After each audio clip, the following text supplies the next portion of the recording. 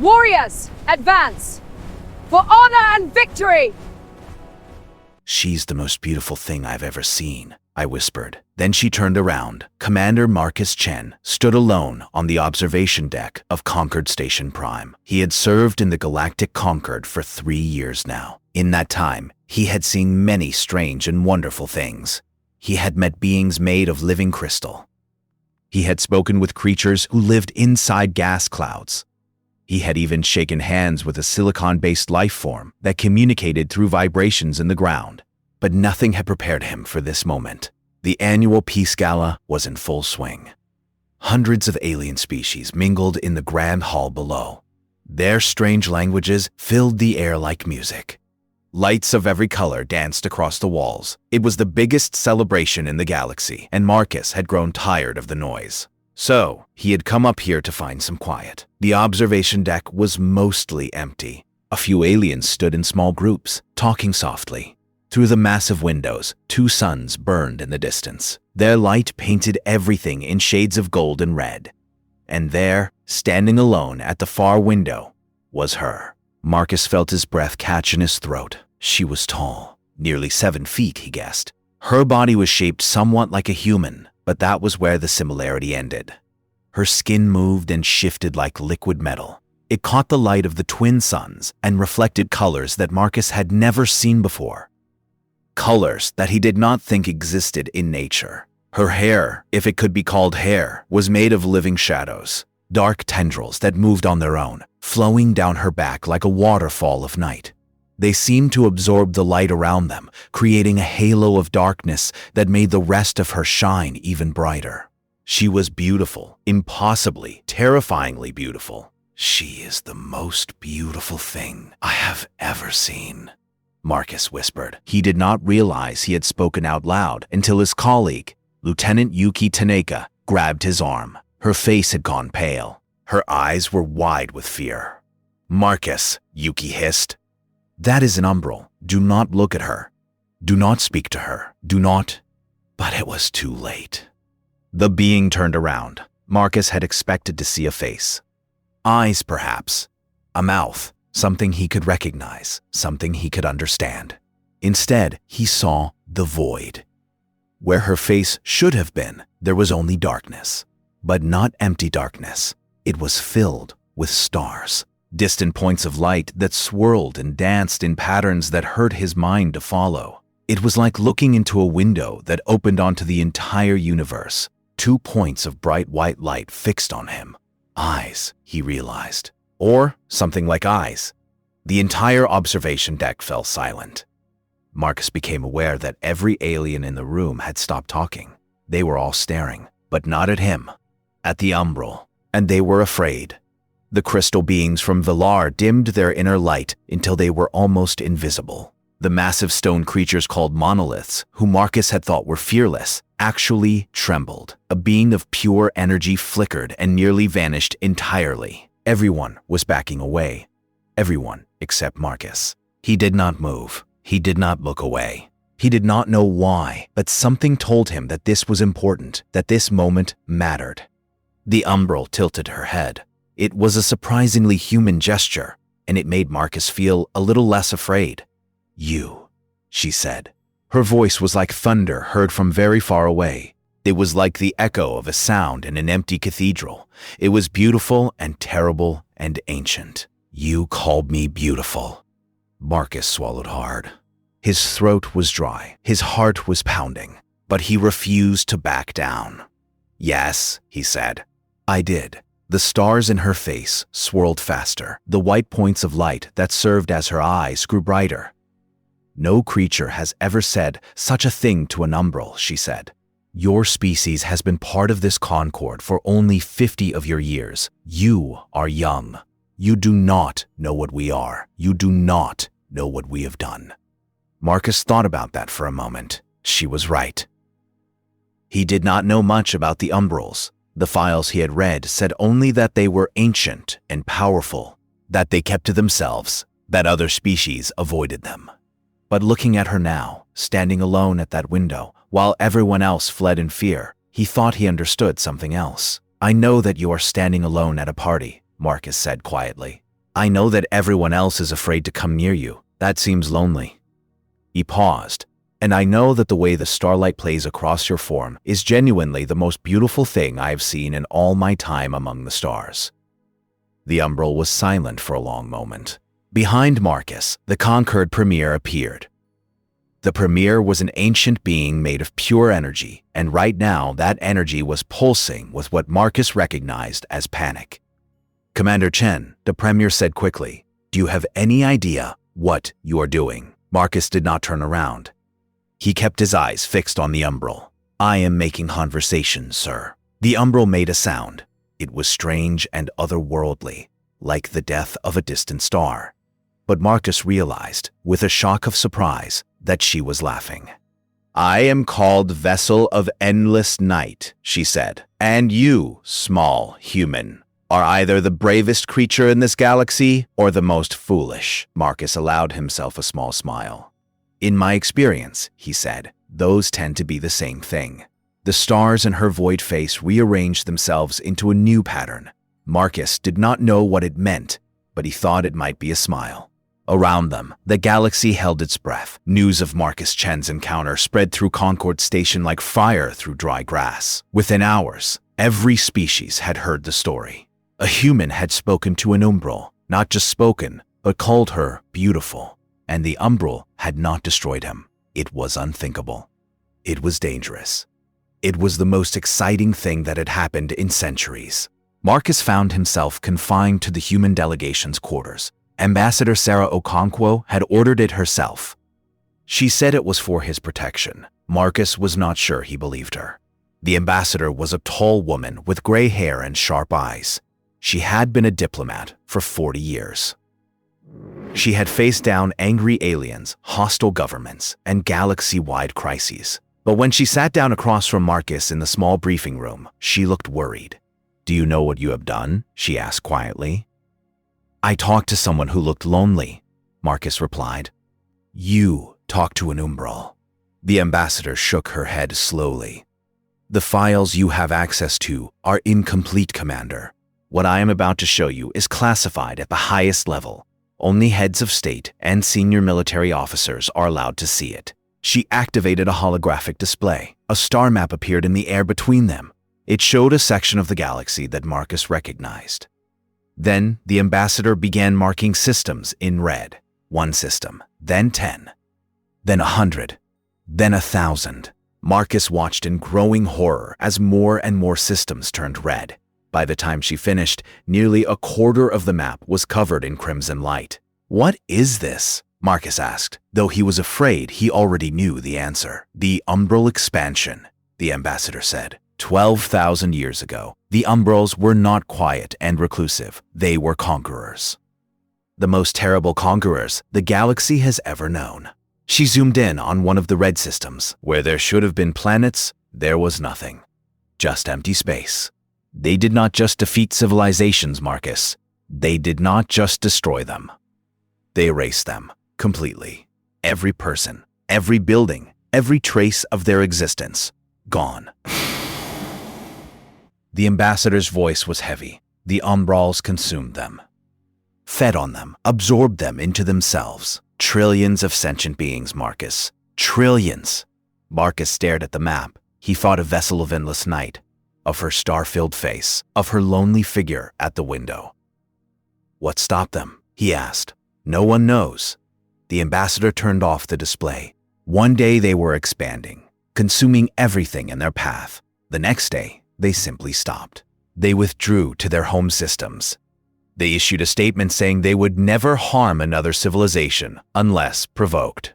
They joined the Concord as a gesture of peace, and that was 8,000 years ago. Yes, 8,000 years of peace. 8,000 years of keeping their word. The ambassador leaned forward, but no one has forgotten what they did. No one has forgiven them. The umbrals are tolerated because everyone is too afraid to challenge them. But they are never trusted, never welcomed, never spoken to unless absolutely necessary. Until me. Until you. The ambassador studied his face carefully. And now, something has happened that has not happened in 8,000 years. The umbral you spoke to has requested a formal meeting with you. She has invoked an ancient diplomatic ritual called the Right of Witness Truth. Marcus felt a chill run down his spine. What does that mean? It means she wants to show you something. The rite involves direct mental contact. She will share her memories with you, her experiences, her truth. The ambassador paused. The conquered premier is terrified. Half the member species want us to refuse. The other half want us to execute you for threatening galactic stability. And humanity? The ambassador was quiet for a long moment. Then she smiled. It was a tired smile, but there was pride in it. Humanity has been part of this concord for 50 years, she said. In that time, we have learned that everyone in this galaxy is afraid of something. The Valorans are afraid of darkness. The monoliths are afraid of water. And everyone, everywhere, is afraid of the umbrals. She stood up and walked to the window. Outside, the station bustled with activity. Ships came and went. Beings of 100 species went about their business. We did not survive first contact with 17 different alien species by being afraid, the ambassador continued. We did not earn our place in this concord by running from challenges. We did it by facing them, by being curious when others were cautious, by extending our hands when others raised their weapons. She turned back to Marcus. The question is simple, Commander. Are you willing to see this through? Are you willing to learn the truth about the umbrals, whatever that truth might be? Marcus thought about Vessel of Endless Night. He thought about the fear in everyone's eyes when they looked at her. He thought about the loneliness in her voice when she asked if he really found her beautiful. Everyone in the galaxy had decided what the umbrals were. Monsters, devourers, things to be feared and avoided. But no one had asked them for their side of the story. Yes, Marcus said, I will do it. The meeting took place in neutral space, a dead system where an ancient sun had burned out billions of years ago. No light, no warmth, just endless darkness. Marcus arrived alone in a small shuttle. That was what the rite required. Vessel of Endless Night was already there. Her form floated in the void, darker than the space around her. Without any starlight to reflect, she was almost invisible. Only the distant stars in her face void showed where she was. You came, she said. Her voice echoed strangely in the emptiness. You asked, Marcus replied. Others have asked me. Over 8,000 years. I have invited 7 beings to share the rite with me. 7 times I offered to show them the truth of what we are. The stars in her void shifted slowly. None of them came. They were all too afraid. I am afraid too, Marcus admitted, but I came anyway. Vessel of Endless Night moved closer. Her presence was cold. Not physically cold, but cold in a way that Marcus felt in his soul. The rite requires physical contact, she said. I will show you our memories, our history, our sin. She paused. It will not be pleasant. She extended her hand. It was made of living shadow, with fingers tipped by points of light, like tiny galaxies. Marcus looked at that hand. Every instinct told him to run. Every survival reflex screamed that this was dangerous. But he also remembered the loneliness in her voice, the way everyone had backed away from her. 8,000 years of isolation. 8,000 years of being treated like a monster. He took her hand. The universe exploded around him. Marcus had experienced mind links before. The military trained all officers to resist telepathic contact. He thought he was ready for whatever Vessel of Endless Night would show him. He was wrong. This was not like watching a movie. It was not like reading a book. It was not even like dreaming. The umbral memory swallowed him whole. He did not see the past. Desensitization will become part of it. He became part of it. He felt it, and it was terrible. 12,000 years ago, the umbrals were young. They had existed for millions of years already, but they were young in understanding, young in awareness. They were born from the dark spaces between stars, creatures made of shadow and mystery. For ages beyond counting, they simply drifted through the void. Existing, feeling, but not thinking, not truly alive. Then they found light. The first civilization they encountered called themselves the Harmony Collective. They were warm-blooded beings with golden skin and gentle eyes. They built beautiful cities made of crystal. They sang to each other across vast distances. Their songs were made of mathematics and love. The Umbrals had never seen anything like them. They were drawn to the Harmony Collective like moths to flame. The warmth, the light, the pure, vibrant energy of living things. It was wonderful. It was intoxicating. It was delicious. The Umbrals did not understand what they were doing at first. They reached out to touch, to connect, to experience this beautiful new thing they had discovered. And the Harmony Collective began to fade. Their life force flowed into the Umbrals like water into dry sand. Their songs grew quiet. Their lights dimmed. Their cities crumbled. It felt wonderful. By the time the Umbrals realized what was happening, the Harmony Collective was gone. Not dead, not destroyed. Absorbed, every memory, every song, every soul now lived inside the Umbral consciousness. The Umbrals were horrified. They were also hungry. So very, very hungry. Marcus screamed.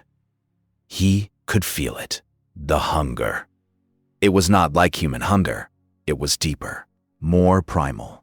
It was a need that burned through every particle of being. A void that demanded to be filled. The memories kept coming. The Umbrals tried to stop. They tried to resist. But the hunger was too strong. Each civilization they found, they consumed. They wept as they fed. They begged forgiveness from beings who could no longer hear them. They hated themselves with an intensity that would have destroyed any lesser creature. But they could not stop. The Valorians, the Crystal Mines, the Dreamweavers, the Children of Light. One by one, they fell. One by one, they were absorbed. Their voices joined the growing chorus inside the Umbral consciousness. 1,000 civilizations, 1,000,000 worlds, 1,000,000,000,000 souls. All gone. All crying out inside the Umbral mind. Marcus fell to his knees. Tears streamed down his face. He could hear them. The absorbed ones. Millions of voices screaming in the darkness. Not in pain. In sorrow. In loss. In desperate, endless grief. Why? He managed to gasp. Why did you stop? What changed? Vessel of Endless Night tightened her grip on his hand. The memory shifted. 8,000 years ago, the Umbrals came to a small world called Sanctuary. It was an unremarkable planet. The beings who lived there had not yet discovered space travel. They did not know that they were not alone in the universe. They were simple, innocent, unaware. The Umbrals prepared to feed. But then something happened. A child looked up at the sky. She was small, with 4 arms and scales that shimmered like rainbows. She saw the darkness descending upon her world. She saw the void coming to consume everything she knew. And she smiled. "Hello," she said. "You are so pretty. Are you lonely up there in the dark?" The question hit the Umbral Collective like a physical blow. In all their millennia of hunger, no one had ever seen them, truly seen them. Every civilization had reacted with terror, with screaming, with desperate attempts to flee or fight. But this child saw something different. She saw beauty. She saw loneliness.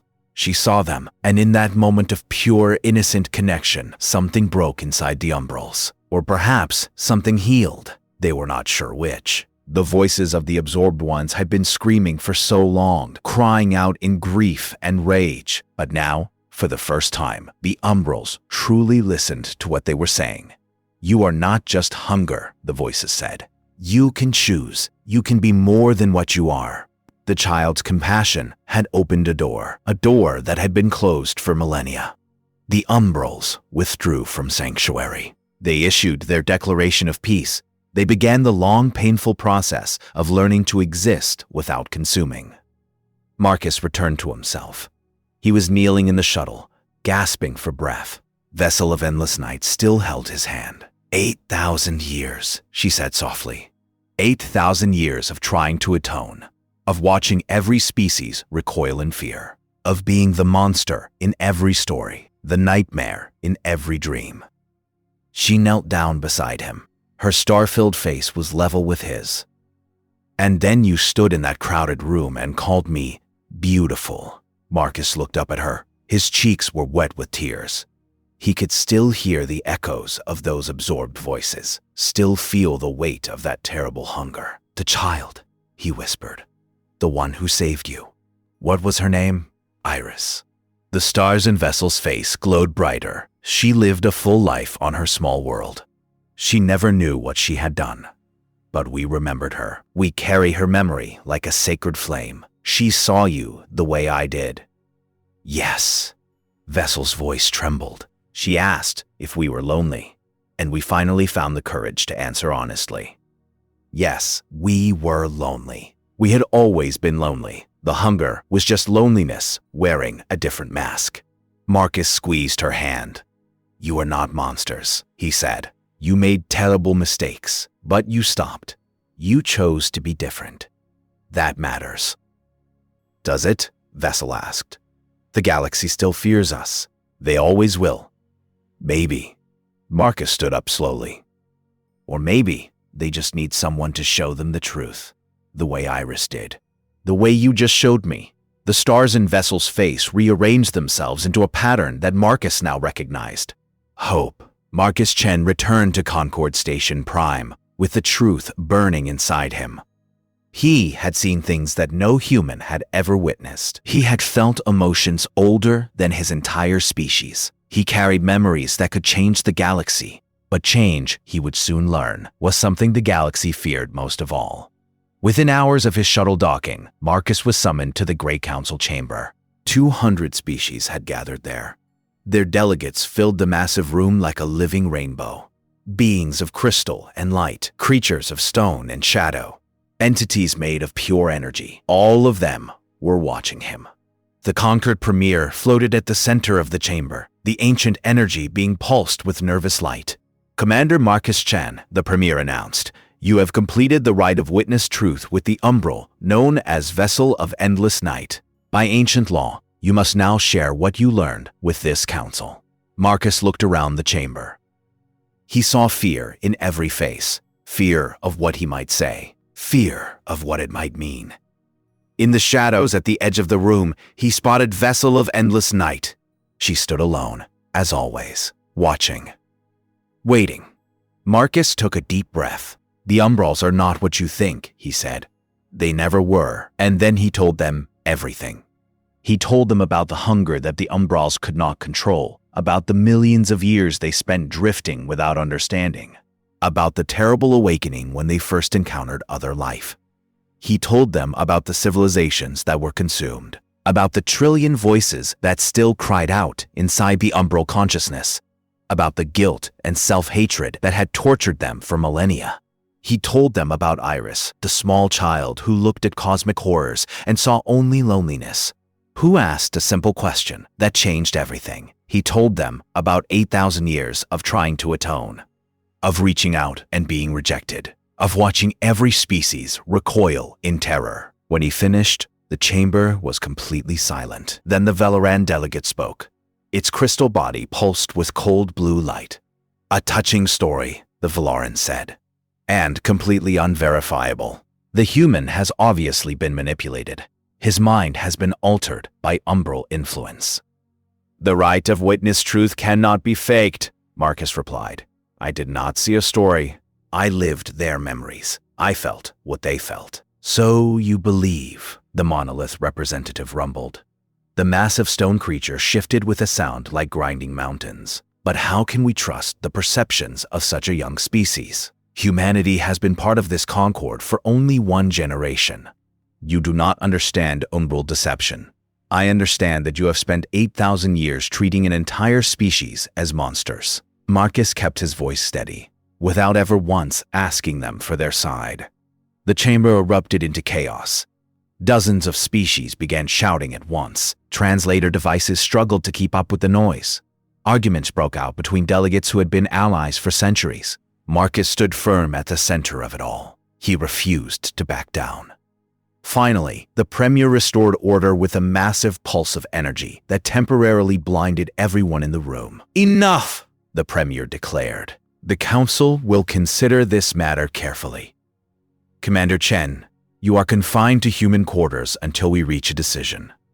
"No," the word came from Marcus. Quiet, but firm. Every being in the chamber turned to stare at him. "No," the Premier repeated. "Commander, you do not have the authority to. I have the authority of someone who sees clearly." Marcus stepped forward. "You are going to debate. You are going to argue. And in the end, you are going to decide that it is safer to keep things as they are. Keep fearing the Umbrals. Keep them isolated. Keep your comfortable order built on 8,000 years of prejudice. You go too far, human," the Velaran warned. "Do I?" Marcus looked around the chamber. "Look at yourselves. 200 species, united in peace and cooperation. But the moment someone suggests that maybe you have been wrong about something, you panic. You make excuses. You attack the messenger." He turned to face Vessel of Endless Night directly. "The Umbrals made terrible mistakes. They know that better than anyone. They have spent longer than human civilization has existed trying to make amends." Marcus shook his head. "And your response has been to treat them like they are still the monsters they used to be." "Pretty words," came a new voice from the shadows. Marcus felt the temperature drop. A figure emerged from the darkness on the opposite side of the chamber. Another Umbral. But this one was different. Larger, darker. Where Vessel's face held stars, this one's face held nothing. Absolute emptiness. "I am Voice of Eternal Silence," the new Umbral announced, "senior representative of my people. And I have come to end this display." Vessel of Endless Night moved forward. She positioned herself between the newcomer and Marcus. "Voice," she said, "this is not necessary." "Silence, Vessel." Voice's tone was cold. "You have overstepped. You shared our deepest memories with an outsider, without permission. You have endangered everything we have worked for. I have endangered a balance built on lies and fear, a balance that has kept us alive." The emptiness in Voice's face seemed to deepen. "We consumed civilization's Vessel. We ended trillions of lives. No amount of time will erase that. No gesture will earn forgiveness. The best we can hope for is to exist without causing more harm." Marcus stepped forward. "That is not redemption. That is just a different kind of prison." Voice turned that terrible emptiness toward him. "What would a species barely out of infancy know about redemption? You have existed for a cosmic heartbeat. I know that redemption is not something you earn by hiding." Marcus met that void without flinching. "It is something you earn by reaching out, by being brave enough to try, even when you might be rejected." Voice was silent for a long moment. In the watching crowd, no one dared to breathe. Then, Ambassador Okonkwa stood up in the human section. Her voice rang out clear and strong. "Humanity formally proposes that the Umbrals be granted full membership in the Galactic Concord. Not as observers, not as outcasts, as equals." The chamber exploded into chaos once more. But in the shadows, Vessel of Endless Night's star-filled eyes blazed brighter than ever before. The vote was scheduled for 3 days later. 3 days for every species in the Concord to debate humanity's proposal. 3 days for Marcus Chen to become the most famous and most hated human in the galaxy. The assassination attempts began within 12 hours. The first attack came from a group of Velarans who believed that peace with the Umbrals would doom their species. They sent a crystal assassin to Marcus's quarters. The assassin never reached him. Vessel of Endless Night stopped it first. The second attack was more dangerous. A quantum bomb hidden in the walls of the human delegation section. It would have killed everyone instantly. But Vessel detected its strange energy and absorbed the explosion into herself. Marcus found her afterward, her form flickering weakly. "You saved us," he said. "Again, the bomb was designed to hurt organic beings," she replied. Her voice was tired but warm. For an Umbral, it was merely uncomfortable. "Still. Thank you. You have given my people something we lost long ago, Marcus Chen." The stars in her face glowed softly. "Hope. Protecting you seems fair. The night before the vote, Marcus received a message. Voice of Eternal Silence wanted to meet with him privately. Against all advice, Marcus agreed. They met in the Dead System again, the same place where Marcus had first learned the umbral truth. Voice's massive form dominated the darkness. That terrible emptiness where his face should be seemed to swallow all light. I have come to offer you a deal, Voice said. Withdraw your proposal. Convince the humans to step back. In exchange, I will guarantee humanity's safety for 10,000 years. And the umbrals will continue as we have. Isolated. Feared, but safe. Marcus shook his head. That is not life. That is just existing. Existing is enough. The conquered is stable because everyone knows their place. Everyone knows what to fear. Remove that fear and chaos follows. Maybe chaos is what the galaxy needs. Easy words from someone who has never seen true destruction. Voice's emptiness seemed to pulse. If your proposal passes, there will be war. Maybe not tomorrow. Maybe not next year. But eventually, the blood of billions will be on your hands. And if it fails, Marcus stood his ground. If the Umbrals spend another 8,000 years alone, how many of your people will lose hope completely? How many will decide that if the galaxy sees them as monsters, they should act like monsters? Voice was silent for a long moment. You are clever, the Umbral finally said. There are factions among my people who think exactly that, who want to return to the old ways. I have spent millennia keeping them under control. The emptiness in his face flickered. Your proposal has made my task much harder. Then help me make it succeed. Marcus stepped forward. You carry guilt for what your people did. I understand. But carrying guilt forever is not penance. It is just suffering. Real redemption means building something better. You speak as if this is simple. Nothing worth doing is simple. But it is still worth doing. Voice studied him for what felt like hours. Then, slowly, something changed. The absolute emptiness in his face flickered. For just a moment, Marcus saw something within it. Stars, faint and distant. But there was a time, Voice said quietly, when I believed as Vessel does. When I thought connection was possible, that belief died over thousands of years of rejection. He paused. But you see us the way that child saw us long ago. You see possibility. I do. Voice straightened his massive form. I will not support your proposal publicly, but I will not oppose it either. And I will make sure that no Umbral takes extreme action, whatever the outcome. It was not everything Marcus had hoped for, but it was enough. The vote was closer than anyone expected. 117 species voted yes. 83 voted no. The proposal passed. Concord Station fell into shock silence. 8,000 years of fear and isolation ended by a single vote. The galaxy would never be the same. Marcus watched from the human section as Vessel of Endless Night moved through the chamber. Some species still backed away from her, but others held their ground. A few even nodded in greeting. Small steps, but steps nonetheless. Ambassador Okonkwo appeared beside Marcus. You have started something remarkable, Commander, she said. Or possibly something terrible. History will decide. History usually does. The Premier wants to see you. Apparently, there is a new position being created. Liaison to the Umbral Collective. Okonkwo smiled slightly. Though I suspect you would prefer a more personal assignment. Vessel of Endless Night reached them. Her star-filled eyes met Marcus's across the crowd. The Council has asked me to stay on the station, she said. As a formal ambassador, the first in 8,000 years. Congratulations. It is terrifying.